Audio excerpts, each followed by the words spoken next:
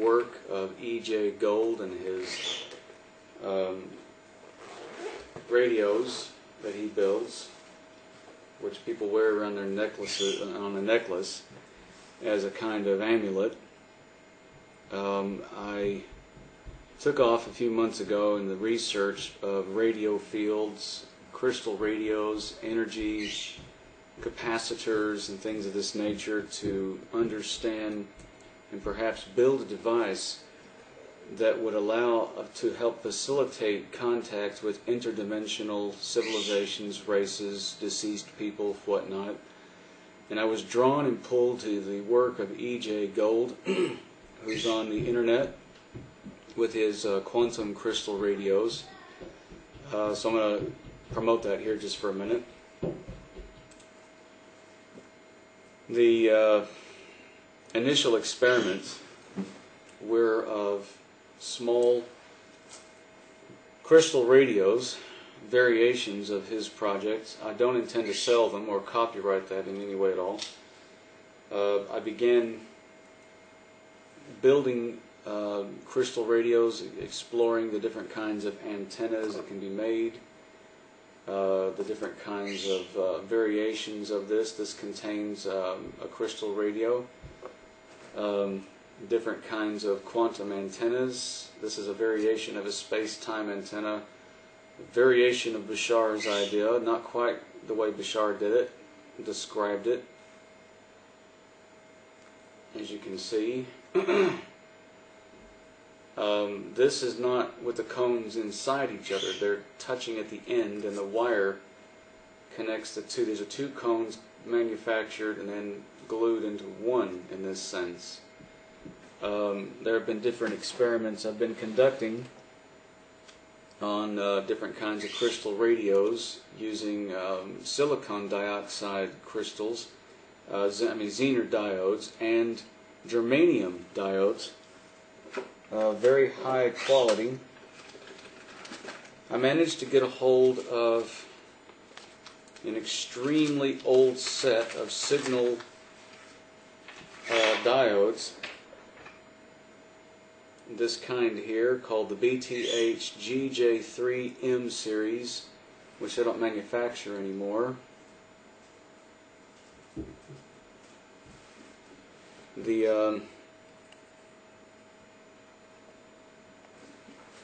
are full of germanium, and studying the energies, the crystals, and things of this nature, the equations, the mathematics, and just going on and on and on about that. I could go all day.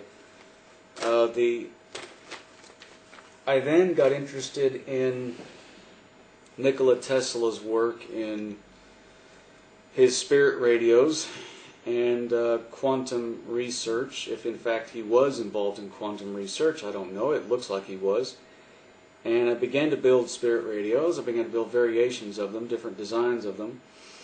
And I don't have it in front of me now, but upstairs I have the two spiral antenna design, but on plates, glued on. The copper wire has been glued onto plates 14 inches across. Instead of the small spirit radio spirals you've seen, these are 14 inches by 25 inches in diameter. Great big things, mounted onto a wooden post, placed one in front of each other like this. I suspect he was trying to accelerate energy or electrons through copper faster than 95% of the speed of light, because it goes through copper at 95% of the speed of light. If you can run energy fields, inductance through these coils faster than light, I think the belief is that in quantum research you're getting positrons, you're getting particles that move backwards in time. In fact, you're breaking a veil. Theory being that the speed of light is not just a speed limit in our dimension. I believe it to be the actual eggshell of our dimension. It is the barrier. The speed of light is a barrier. It is a veil. It is the veil, okay? And if you can pierce beyond the veil, you're in higher dimensions, other dimensions of existence, and communication with interdimensional life becomes a possibility. Plasma that gives off radio waves from those dimensions may be detectable using these kinds of very, very highly sensitive coil antennas, which I believe are pushing the particle flow through the inductance coil faster than light. Now, how do we know that? Okay, through a series of experiments, I have found quantum experiments using these various antennas, and I've made quite a few. Some people get very frightened of these concepts, and they don't go any further than what they build something. They might buy it, it's ooh, ah, and they listen to something that sounds ghostly. I think a lot of what we're hearing are what's known as quantum echo effects. And I came to this conclusion when I was picking my sons up from school a while back, and I was sitting in the reception area, and I heard some children down the hallway laughing and playing. There was an unusual echo to this noise that sounded very familiar to the spirit radio noise. It hit me just then. Why do the two sound alike? And I began to come to this like an epiphany. I just had a sudden eureka. There it was. We're dealing with sounds of quantum echoes of energy bouncing off the veil of this third dimension is what we're hearing. And in a sense, particle flow reversing on themselves. Something moving faster than light is what these radios are picking up. The spiral antennas, the spiral represents an inductance coil. It increases the capacitance within the coil, thus increasing the particle flow through the coil as it's received. And I believe when you go past electrons, which move at the speed of light, you're going to be inducting particles moving faster than light. The coils are actually going to be like an amplifier, if you will. It's my theory is what Nikola Tesla was looking at. I don't know. I'll have to provide some more stuff on that later date. The point of this video is to come to... Okay, I can't find the other experiment here. Okay. Using the large germanium diodes, I then got a hold of some very large capacitors,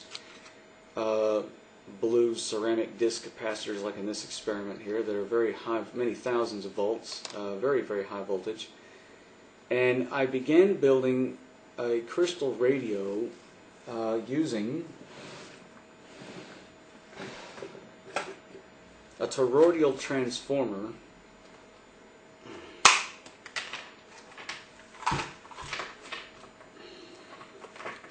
like this one here, and like this one, this large one. I made this one here. This toroidal transformers are on Wikipedia. The toroidal transformers is what I started working with. As you can see with this one here, I made that one. They're on Wikipedia. What a toroidal transformer does and how it works and what it does with electromagnetic fields and fields of light that it amplifies through this this very interesting device.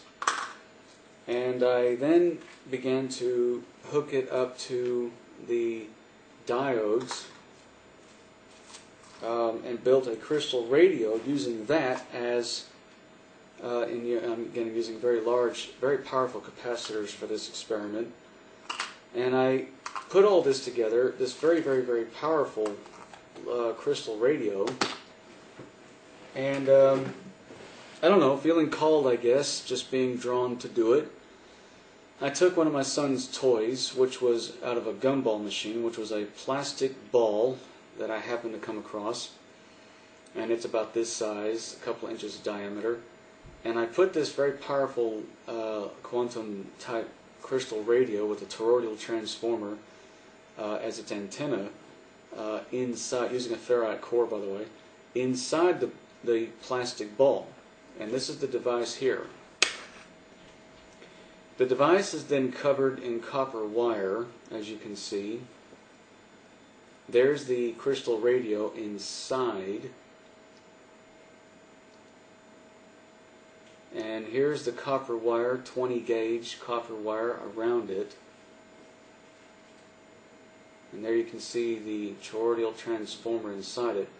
Let me discuss what I observed, and it's a little disturbing. And I don't expect anybody to believe it, and I don't think I'm going to be able to demonstrate this on camera. In any case, I'll just report what I observed. While I was holding the device one night, looking at it after completing it, there was a charge in the environment. I felt like a static charge or something around me. And then suddenly, I looked at the clock. I just glanced at the clock, and it said 11:47 p.m. And the monitor, I think I looked again, it said 11:49 p.m. The monitor, I was listening to a movie on TV, and the monitor flashed, and the movie on TV suddenly repeated the last few minutes of the show. And I thought the television was glitchy. Something was wrong with my television set. I was running it. It was in fact a DVD, so a video. So I thought it was something had gone wrong with it. But I looked at the clock again. It said 11:47 again. Now there was a flash in my eyes as this happened. I thought, now why is there 11:47 on the clock again? I got a little anxious about that. I'm not sure what's going on. So I got up from the computer. I put the ball down, and I got up to see what's wrong with my DVD player, why the video repeated itself. At this point, I tried with the remote a few times, and I didn't get anywhere. I got the remote. The video then replayed itself at this point, and messing with it with the remote. I then noticed at the corner of my eye, maybe I'm just imagining things, but someone was sitting at my computer desk, and at this point, I went back to the desk to sit down again, and it said 11:49 a second time. Not sure what happened. The following day, I was quite anxious about this, quite nervous over what had just happened. I came to the conclusion that what I've actually built is a kind of capacitor with that plastic and the wire wrapping around it. Acts as a kind of capacitor. So the crystal radio is inside a capacitor, is what it is. Now, because the crystal radio is picking up quantum fields already, high quantum fields, I believe, and this is only a very outlandish theory, that somehow I've come across a toroidal capacitor. Because as this thing charges up, I have to keep it in a bag like that. As this thing charges up on its own and disperses its capacitance now and then, or does so slowly, very unusual things have happened. I'll say it, I'll blurt it out, here it is, and I don't think anyone's going to believe it, and I don't really care if you believe it or not. In any case, I can't demonstrate these results on camera or give this to you in that sense. But in any case, my son and I have observed a dilation in time, which is, I know that sounds silly, but we've and my mobile phone is exactly 2 minutes ahead of everything else. Now this phone is set by, this mobile phone is actually set by the radio from the network, Orange Network. It's actually set by that. I don't set this, it's on auto set. So as you can see, it says 4:32. And right now it's 4:29 on my clock on the PC. For some reason I've gained 2 minutes somehow. I don't know how. In any case, we've observed 45 minutes go by in 10 minutes with this thing. If I just leave it out like that on its own, an hour may pass on the clocks, but in fact we feel we've only experienced 10 minutes time. We went through one whole night like that, where a few hours went by, and before I knew it, it was 3 a.m., and I only felt as if it was 12 midnight. And I know my body clock, and I know when I get tired, and I need to sleep. And we were wide awake by 4 a.m., as if we hadn't even had any sleep at all. In a way, I'm excited with these results, and in a way, I'm a little, I'm a bit freaked out, a little scared. I'm not sure. I was trying, in my endeavor to take off to create an interdimensional communicator to speak to loving ETs that we've communicated with in the past. Rather than channeling or otherwise the PSB-7 box, I stumbled across this by accident. And again, I'm not entirely sure what it is I have built. It's like a toroidal capacitor is the best way to describe this. And Professor Albuquerque from Mexico, who lives in Germany, had talked about toroidal capacitors, as well as other physicists. I've never seen one. I don't know what they would even look like. But here it is, ladies and gentlemen. This might be a toroidal capacitor. I'm going to put it back in the bag. I don't like handling it with my hands. Usually I wear gloves. I don't get a charge off this, but I don't like the environmental effect. I call it anomalous environmental effects, which means the time dilation effect, time slip, something wrong with the time issue. Okay, so there it is again.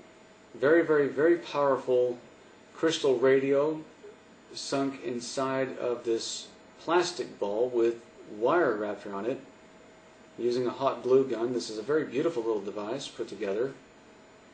And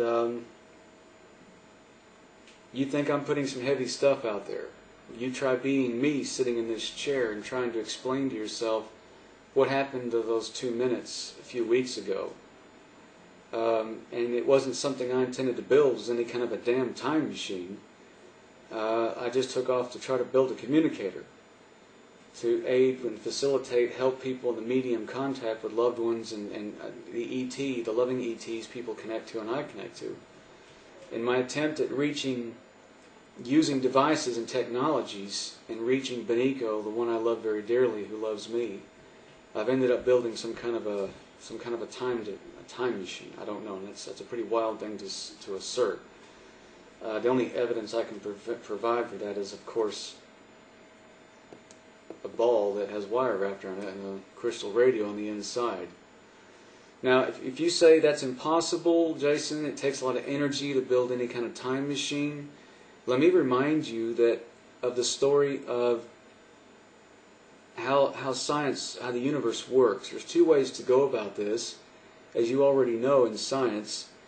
So we have two people in a field out there, and one guy has a gas-powered airplane, another one has a kite made of plastic wooden string, and the man with the gas-powered airplane's never seen a kite before, and he says, "That's ridiculous, that'll never fly, only an airplane will fly, because airplanes have an engine and require a little power to have what's called flight. Anything in the air has to have power of its own, and it takes a lot of power to get it into the air." The guy with the kite says, "Watch this," and he throws the kite up in the air, and wind catches the kite and the string, and the two together, and the kite soars higher than the plane and stays up longer. Well, you can build very powerful accelerators and engines, and physics is a strange thing about physics as well. On one hand, you can achieve the effects of a black hole using a very powerful engine, quantum device, or reactors, fusion drives, and things like that, large hadron colliders or whatnot. At the same time, the thing about physics is there's also what I call the kite effect, where we can build devices that surf along the energy that's already existing, that's already there. There's already a lot of energy in the universe, quantum energy as it is. And I believe that if any of this is true about how this device is working, then essentially what I've created here is a kite, a quantum kite. You know, it's very simple. It's balsa wood, plastic, and string, and I can still get this thing up in the air and fly it, equal to the guy that flies his airplane. And I can even maneuver it as the guy would with the airplane. But the guy with the airplane requires a lot of engine, fuel, maintenance. You know, again, funny thing about physics, you always hear scientists, a lot of them will go the hard way with things in science. They always, but it's those. I'm not saying that I'm a genius or I've come across some great discovery here, but I'll say that there's a bit of a bonehead nature about science, where they tend to go about it the bonehead way, the really long way around something. But it's those genius moments, those great moments, where all of a sudden, eureka! They found a way to do something, and they're doing it very easily and very simply, but doing it this way, the kite effect, as I call it, the kite effect scenario, the kite scenario. Achieving all the same results they wanted before, but without the billions of volts or the power of a galaxy, or, oh no, time travel's impossible. You need the power of a galaxy and the stars, and oh no, you need a black hole that, you get a star that collapses in on itself, and you've got to have a... I think the quantum energy in the fields are already around us. They're in the higher dimensions. They exist around us naturally. It's funny that Dr. Stephen Hawking pointed out when the Large Hadron Collider was first switched on, he reassured everyone that these particles that they are creating, that the effect of what's going on in the LHC happens in nature naturally all the time, all around us, as he put it. Very curious point. Stephen Hawking is illustrating again that the two sides of science, you can do it the long way or you can do it the short. It's not a shortcut. I'll say not the long or short way, or the easy or hard way. We'll say that, the easy or hard way. You want to fly something, you can do it the easy or the hard way. Okay?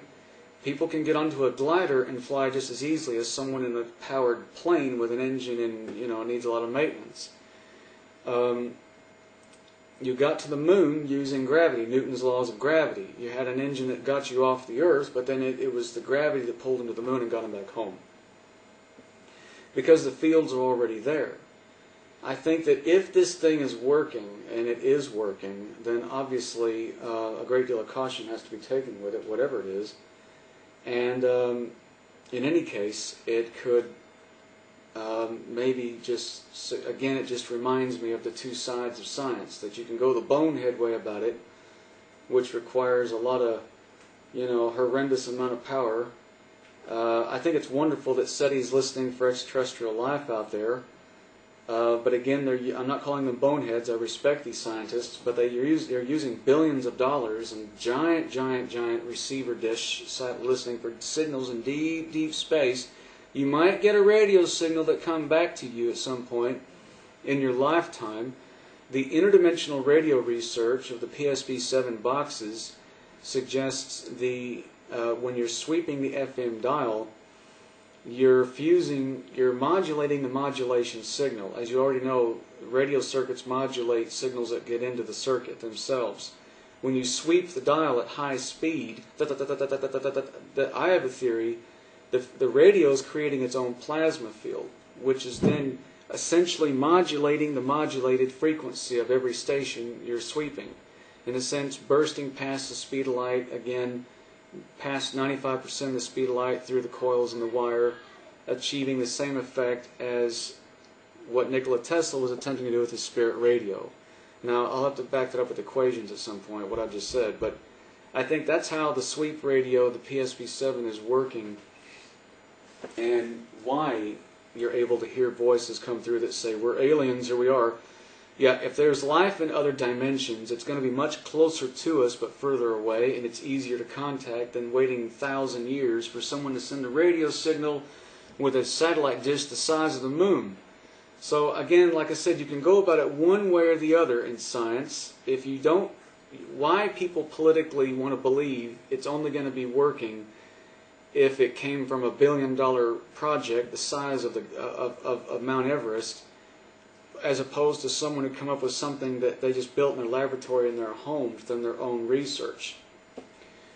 Genius simply is just that. It's looking at the beauty of life, the simplicity of life, and appreciating it without trying to reinvent the wheel. I'm not going to go out there and reinvent a rose and say let's make a rose. Roses are already there.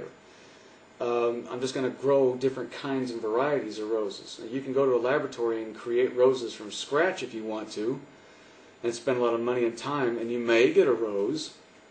It may not smell as good.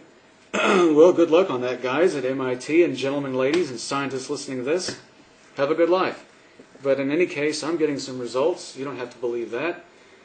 And for a man who doesn't do drugs, doesn't drink any alcohol, doesn't smoke cigarettes, doesn't do anything, at 40 years of age, there you go. I don't relax with beer or cigarettes or drugs of any kind.